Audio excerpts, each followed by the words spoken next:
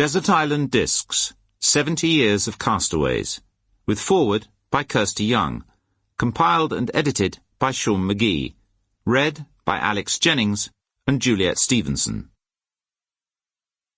Foreword by Kirsty Young. Let me ask you a question. It's a hard habit to break.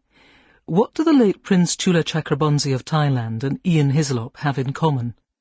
Two men born more than half a century and half a world apart. It's tricky to imagine what could possibly unite them. Unlike one of our best-known satirists, His Royal Highness didn't, as far as we're aware, harbour a deep-seated love of the breakfast treat Frosties. Yet, when it came to choosing the 8 discs they couldn't be without on a desert island, the Prince and the Private Eye editor were very much in tune. Though their programmes were broadcast 34 years apart, nestling among each man's little bundle of choices was a disc by the debonair comedy actor Jack Buchanan. Who would have thought it?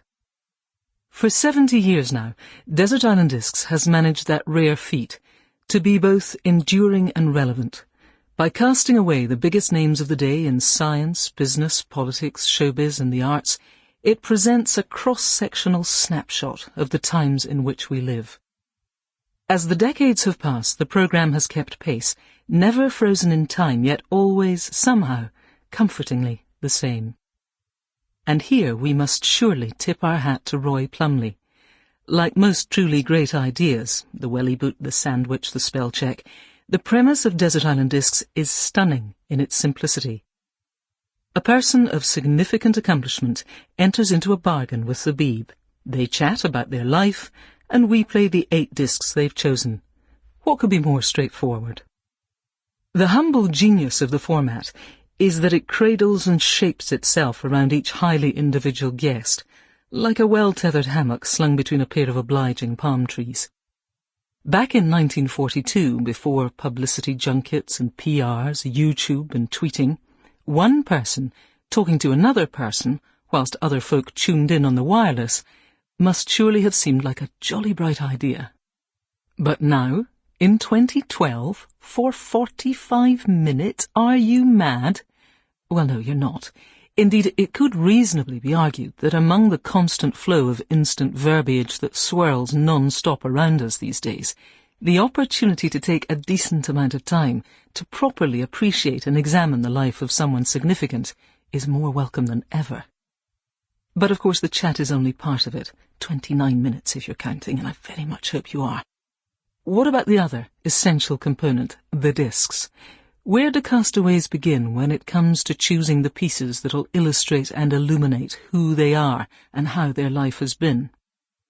Naturally, no two castaways are the same, and every recording takes on a character all its own, but if there is one common utterance from every single guest who sits in the studio, and there is, it goes like this. It was almost impossible to choose just 8. The self-editing process for a guest is swinging. If they're playing the game properly, it can't all be just Beethoven or Dylan.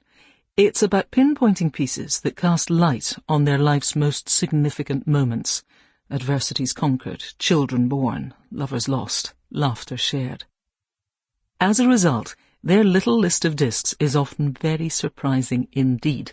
When the former head of MI5, the redoubtable Eliza Manningham-Buller, told me she'd decided on a track from the Detroit garage rockers, the White Stripes, it was all I could do not to punch the air and shout, wowza. It's a formula that works then, but the programme is hopefully never formulaic. In my mind, it works best as a sort of triangulated conversation. Castaway, host and listener, sitting around the table engaged in a no-holds-barred dialogue about how the guest of honour got to where they are and what it's like to live the life they've lived. I say no holds barred because that's the deal. There is no deal.